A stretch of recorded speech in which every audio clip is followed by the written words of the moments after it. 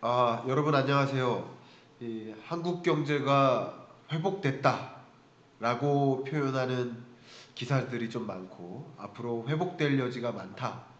이런 기사들이 좀 많이 있는 것 같습니다. 그래서 제가 조금 전에 그 수출입 부분, 여러분 혹시 지금 영상을 보시기 전에 수출입 부분을 보지 않으셨다면 그 영상 먼저 보시면 좀 도움이 되겠는데, 우리 한국 경제를 둘로 쪼갠다면 하나가 대외 부분, 그죠? 그리고 하나가 내수 아니겠습니까? 내수와 외수로 구분됩니다. 근데 외수라는 것을 봤을 때는 제가 앞에 강의를 요약한다면 외수는 회복되는 것처럼 보이지만 사실상 반도체 나홀로 회복이다라고 표현해 볼 수 있을 것 같고요. 그래서 우리 경기가 올바로 회복된 건 아니다라는 설명을 해드린 겁니다. 외수라는 측면에서. 외수 말고 내수를 보면 어떨까? 내수는 바로 보겠습니다. 안타깝게도 소매 판매액이 22년, 23년 연속 마이너스입니다. 이게 내수를 보여주는 가장 중요한 지표예요. 그러니까 소매 판매액이 22년, 2021년보다도 줄었고 2022년 소매 판매액보다 23년 소매 판매액은 또 줄었다라는 거예요. 그러니까 이 소매 판매액이 줄어드는 게 흔한 일이 아니에요. 보시면 IMF 외환위기 때 정말 급격히 감소했었죠. 그리고 2003년에도 경기가 좀 부진했었는데 그때 한번 감소했었어요. 그리고는 2020년 팬데믹 때 역시 감소했었어요. 근데 2020년 이래로 20년, 21년 빼고 22, 23 이렇게 마이너스 행보를 지속하는 것, 이게 굉장히 좋은 경기가 아니다. 아까 수출은 회복된다는 식으로 이야기를 하지만 수출이 회복된 것이 아니라, 정말 이 수출은 회복된 게 아니라 반도체 나홀로 회복이라는 말씀 드렸고, 그리고 수출이 아니라 내수로 보면 회복된 게 하나도 없다라고 설명을 드릴 수 있을 것 같아요. 좀 다소 충격적이시죠? 이게 명확한 거예요. 자, 그러면 지금부터 소매 판매를 그대로 들어가서 분석을 해봐 드리겠습니다. 왜 이렇게 줄어드는지. 어, 그렇지만 지금 여러분들이 아마도 지금 이 영상을 들으시는 분들은 이렇게 코가 막혔나 이렇게 생각하실 수 있는데, 양해를 부탁드립니다. 제가 감기에 걸렸고 감기가 온전히 낫지 않은 상태여서 코가 좀 막혔어요. 목도 지금 많이 칼칼해서 목소리가 좀 안 좋습니다. 그리고 오늘 급 라이브를 하느라고 마이크도 준비를 못했어요. 그래서 아마 소리가 뭐 작거나 뭐 음질이 좋지 않을 거라고 생각이 되는데, 그럼에도 불구하고 좀 양해해 주시고 조금 불편하시더라도 내용을 잘 시청해 주시길 부탁드리겠습니다. 이어서 가겠습니다. 소매 판매액이 2년 연속 감소한 건 정말 이 소매 판매액이라는 이 지표를 추산한 이래로 처음 있는 일입니다. 처음 있는 일이에요. 그만큼 우리 경제가 좋은 것은 아니다. 외수는 좀 회복되는 것 같지만 내수는 정말 안 좋다. 이렇게 말씀드리고, 그럼 왜 안 좋을까를 보겠습니다. 이 소매 판매액을 들여다볼 때 부문별로 구분하면 내구재, 그 다음 준내구재, 비내구재 세 가지로 구분됩니다. 이 내구재는 영어로는 durable goods 이렇게 표현하는데, 자동차나 스마트폰처럼 한 번 사서 당장 소모되는 게 아닌, 예를 들어서 한 2, 3년 이상 사용 가치가 있는 그런 품목들을 내구재라고 합니다. 가전제품, 스마트폰, 뭐 자동차 이런 게 내구재예요. 준내구재면 가장 대표적인 게 의류예요. 의류, 신발. 지금 사서 한 번 입고 버리진 않잖아요. 그러니까 한 1년에서 2년 정도 사용하는 것. 그게 준내구재, 의류나 신발이 가장 대표적입니다. 비내구재는 가장 대표적인 게 식료품이에요. 지금 사서 당장 소모되는 것. 식료품들. 배추, 돼지고기, 소고기, 생선 이런 게 다 비내구재예요. 혹은 이런 것들 비내구재. 어쨌든 이렇게 내구성을 기준으로 내구재, 준내구재, 비내구재로 구분을 합니다. 자, 이게 구조예요, 구조. 개념입니다. 이 개념을 보셨다면 보시는 것처럼 내구재 소비는 나름 늘었는데 준내구재와 비내구재 소비가 줄었다. 근데 이게 23년에 내구재 소비가 늘어난 것이 그냥 뭐 이게 늘어났다고 볼 수는 없어요. 그냥 그대로 유지된다라고 보는 거예요. 근데 유독 뭐가 줄었어요? 준내구재와 비내구재가 줄었다. 이건 뭐를 뜻할까요? 의류 같은 것, 신발 같은 것도 필수재적이죠. 비내구재도 필수재적 소비 지출이에요. 내구재는 필수재는 아닙니다. 상대적으로 필수성에서 좀 떨어져요. 근데 필수재적 소비 지출이 줄었구나라는 것을 이 품목별 소매 판매액 흐름을 보면 소매 판매액이 2년 연속 줄어든 것도 문제지만 이 준내구재, 비내구재와 같은 이런 품목의 소비 지출이 급감했다라는 것은 굉장히 중요한 겁니다. 굉장히 중요한 겁니다. 다만 뭐 질문 중에 학원비 같은 경우는 이 소매 판매에 들어가지는 않습니다. 소매 판매는 주로 유통 매장을 통해서 판매되는 물건들을 뜻하니까 재화를 가지고 나눈 거라고 볼 수 있고 서비스업, 금융 서비스, 법률 서비스, 컨설팅 서비스, 교육 서비스 이런 것들은 여기에 아예 들어가지 않습니다. 참고로 그렇게 이해해 주시고요. 이제 아까 말씀드렸던 비내구재 있죠. 비내구재. 이 비내구재, 그러니까 식료품과 같은 비내구재 소매 판매액을 또 한 번 세분화해서 들어가 볼게요. 유독 중요한 게 유독 이 비내구재와 준내구재 소비가 많이 줄었다. 이것은 정말 이거 삶의 질의 감소 이런 것을 뜻하지 않나 라는 것을 판단하는 데 중요한 거예요. 근데 그 비내구재 중에서 뭐가 소비가 줄었나 보겠습니다. 뭐가 줄었는지 보면 음식료품 소비가 줄었어요.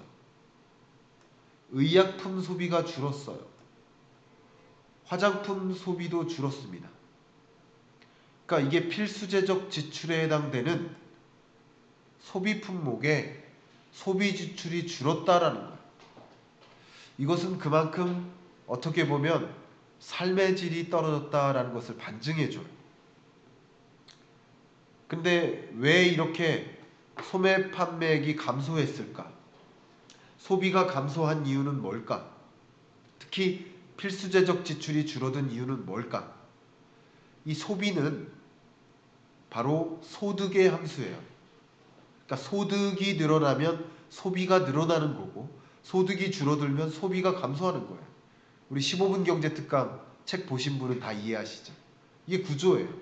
그러니까 소매 판매가 줄었다는 것은 소득이 감소했다고 가정해 볼 수 있겠고 제가 2023년 경제 전망할 때 2022년에 23년 경제 전망할 때 뭐라고 말씀드렸어요?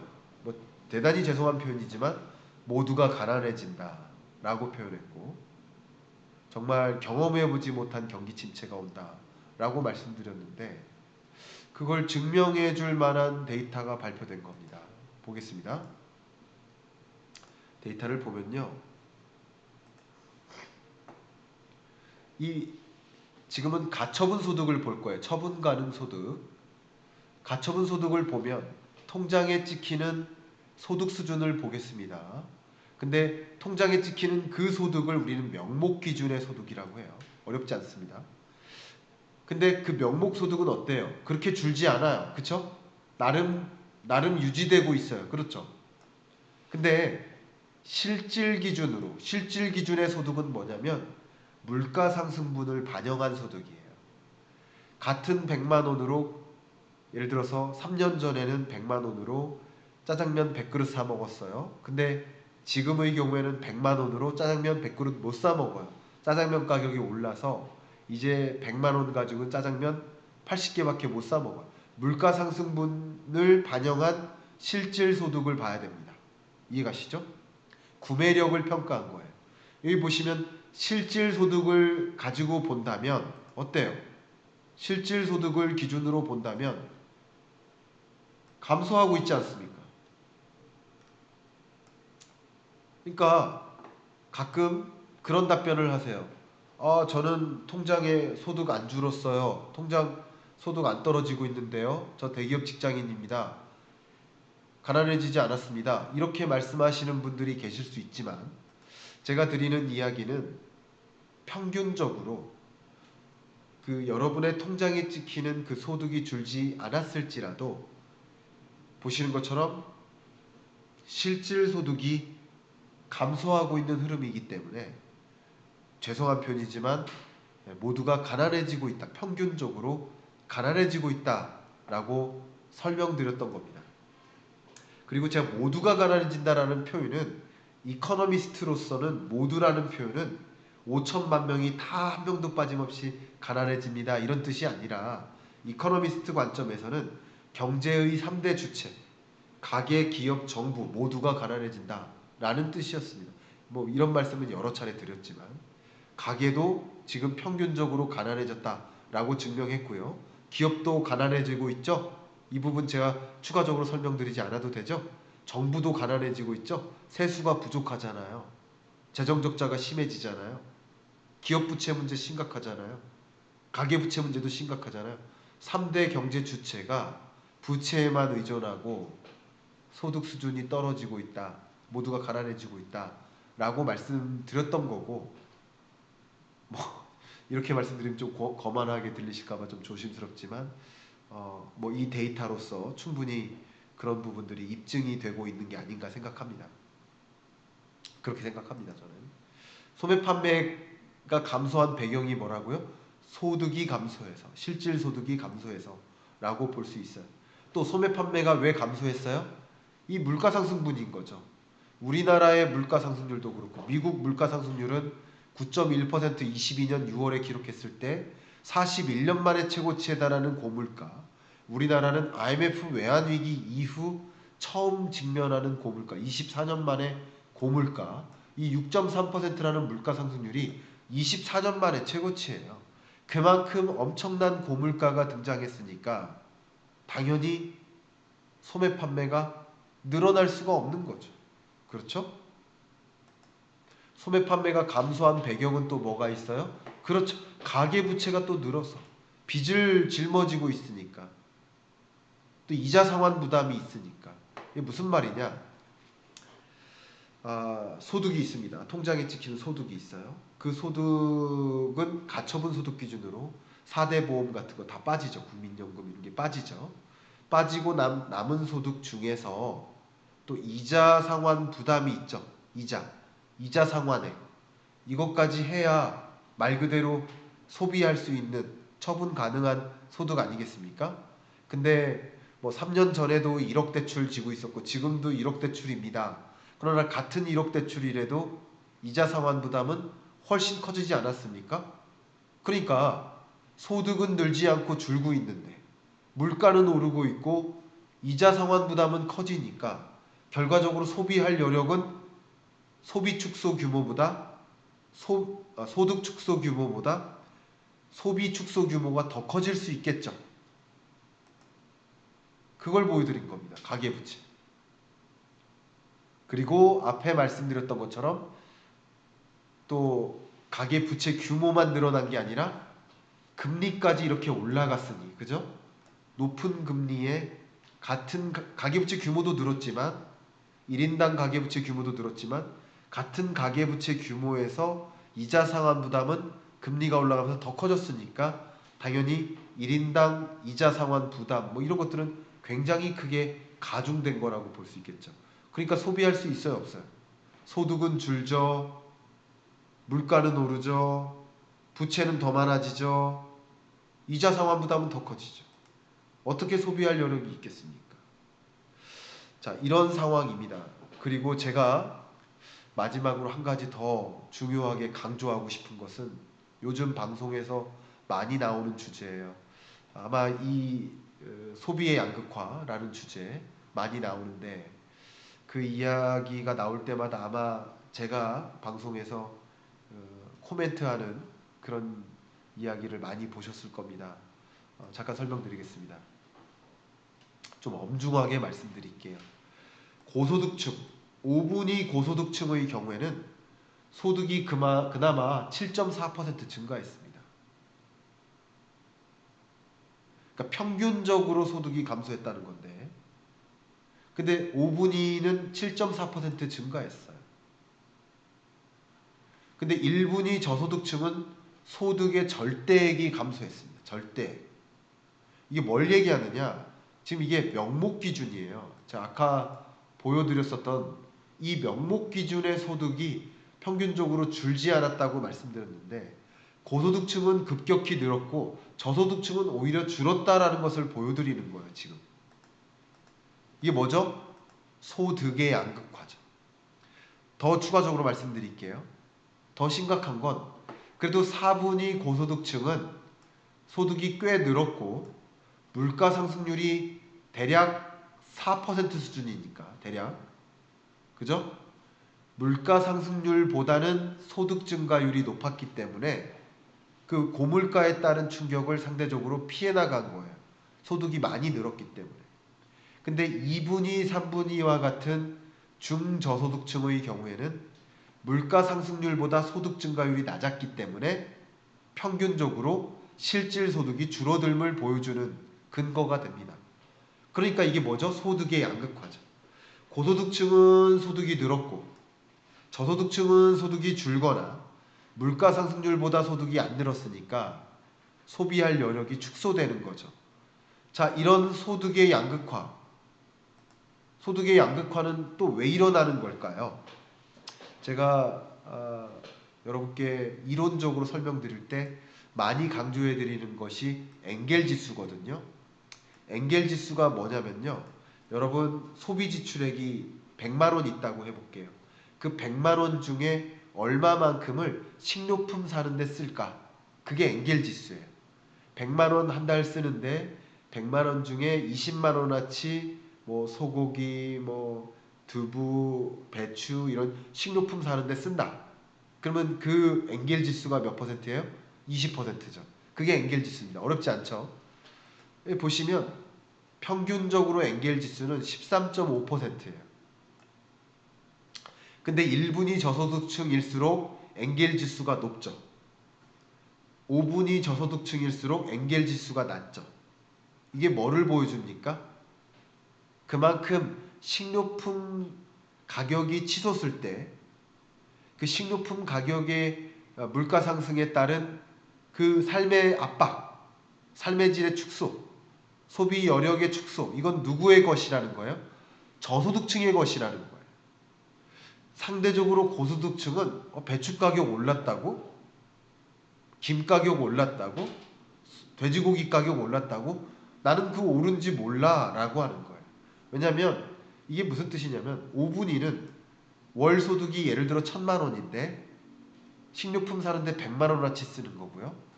1분위는 예를 들어 소득이 100만 원인데 20만 원어치 식료품 사는 거예요. 그러니까 1분위 저소득층일수록 식료품 사는데 더 많은 비용을 지불하고 5분위일수록 식료품이 아닌 그 밖의 소비 지출을 많이 한다는 뜻이죠. 예를 들면 여가, 오락, 스포츠, 문화활동, 그죠? 이런 활동이 상대적으로 비중이 더 높다는 거예요. 그러니까 제가 이 엥겔 지수를 보여드리는 이유는 뭐예요? 상대적으로 물가 상승에 따른 그 부담은 고소득층이 느껴요? 저소득층이 느껴요? 저소득층이 느낀다. 그러니까 아까 보여드렸던 중소득층 이하의 저소득층의 소득이 줄고 이들이 느끼는 물가 상승 부담이 크기 때문에, 그리고 이들은 상대적으로 신용등급도 떨어지기 때문에 1금융권에서 대출도 못 받고 더 높은 금리의 대출 이자를 상환해야 되고, 그러니까 당연히 자연스럽게 아까 말씀드렸던 식료품, 의약품과 같은 필수재적 소비 지출이 감소한 겁니다. 그러니까 이게 뭐를 뜻해요? 삶의 질의 저하를 뜻해요. 근데 재밌게도 이 와중에 2023년 수입 고급차의 수입액이 늘었어요. 23년에 여러분 백화점 가면 경기 그렇게 어렵다고 하는데 백화점에 명품백 사는데 줄이 너무 길어요. 야, 그것도 다 설명이 가능한 거예요. 왜냐면 고급 승용차 명품백은 어차피 고소득층이 사요. 근데 이들은 소득이 더 늘었으니까 사기가 좋아진 환경이 된 거고, 저소득층은 소득이 오히려 줄면서 소비할 여력이 없어지니까 식료품을 못 사고 의약품도 못 사는 거예요. 그러니까 이 소득의 양극화는 소비의 양극화를 야기한다 라는 것을 제가 설명드린 것이고요. 그럼 이렇게 되면 저소득층의 삶의 질이 피폐해지고, 그리고 사회적으로 보면 계층 간의 갈등이 골이 깊어지고, 우리 경제로서 좋은 것이 아니다, 굉장히 나쁜 것이다. 그래서 지금의 소비 감소 부문을 이렇게 명확히 뚫어다 보면, 우리가 정책적으로 어떤 부분을 세심하게 고려해서 대응책을 고민해야 될지 생각할 수 있는 영역인데, 그래서 많은 부분들이 뭐 예를 들어서 뭐 감세라든가 이런 부분에 대한 제 의견을 물어보시는데, 이런 국면에 저소득층의 삶의 질이 이렇게 떨어지는 과정에서, 그런 과정에서 소위 부자 감세라는 그런 정책이 어울리는 것인가 라는 것을 저는 질문드리고 싶어요. 그런 우리 소득 수준이 전반적으로 개선되고 양극화가 해소될 때, 그럴 때 부자 감세나 아니면 법인세 감세나 이런 것을 통해서 경기 부양을 추진하는 건 맞다고 생각해요. 어쩌면. 근데 이렇게 소득의 양극화와 소비의 양극화로 이어지는 지금의 그런 감세 조치가 맞는 것인가 하는 의문을 저는 개인적으로 갖고 있고, 정책도 경영 전략도 여러분의 재테크 전략도 그 시대에 어울리는 것이 있다라고 저는 생각하기 때문에, 제 생각이 항상 맞다라고 주장하는 것이 아니라 저는 그런 생각을 갖고 있다라고 말씀을 드리고요. 그런 질문들이 하도 많으셔서 그렇게 답변을 드리고자 합니다. 지금은 녹화 중이니까 녹화용으로 이 말씀까지는 마무리하고 끝내겠습니다. 양해를 구하겠습니다. 여러분이 혹시 리포트 앤 세미나라는 이 과정에 관심이 있으시다면 한 15, 20페이지 분량의 짧은 페이퍼를 좀 정독하시고 완독하시고 24년 경제가 이렇게 흘러가는구나 라는 것을 명확히 조망해 보시고, 그 다음에 한 3시간 분량의 세미나를 시청하신다면 여러분께서 경제를 좀 올바로 명확하게 흔들림 없이 조망하실 수 있지 않을까 생각이 되고, 그 경제를 제대로 보시고 그 안에서 나는 어떤 포지션으로 포트폴리오를 관리해야 될지를 생각할 수 있는 기회가 되시기를 바라는 그런 마음입니다. 리포트 앤 세미나라는 과정을 준비했으니까 고정 댓글을 통해서 관심 있으신 분들은 참조해 주시길 바라고, 또 지금 이 24년 3월 2일 날 있을 세미나에 당일날 제가 한 오프라인 공간에서 5분 정도만 초대를 할까 생각인데 많이 초대는 못하고요. 관심 있으신 분은 또 오프라인으로 오고 싶다고 말씀을 표현해 주시길 바라고, 그렇게 이 안내를 해 드리도록 하겠습니다. 또 그날의 시간이 안 되시는 분은 그 영상 자체를 여러분이 받으실 거예요. 그렇기 때문에 수십 번 다시 보셔도 되니까 경제를 명확히 짚어보시는데 이 리포트 앤 세미나 이 과정이 좀 도움이 되기를 좀 바라는 마음입니다. 여러분이 경제를 바로 읽고 또 어떻게 내가 대응을 해야 될지를 생각할 수 있는 그런 시간이 되시기를 좀 바라는 마음으로 이번 소득의 양극화 그리고 소비의 양극화 이 주제를 마무리하도록 하겠습니다. 감사합니다.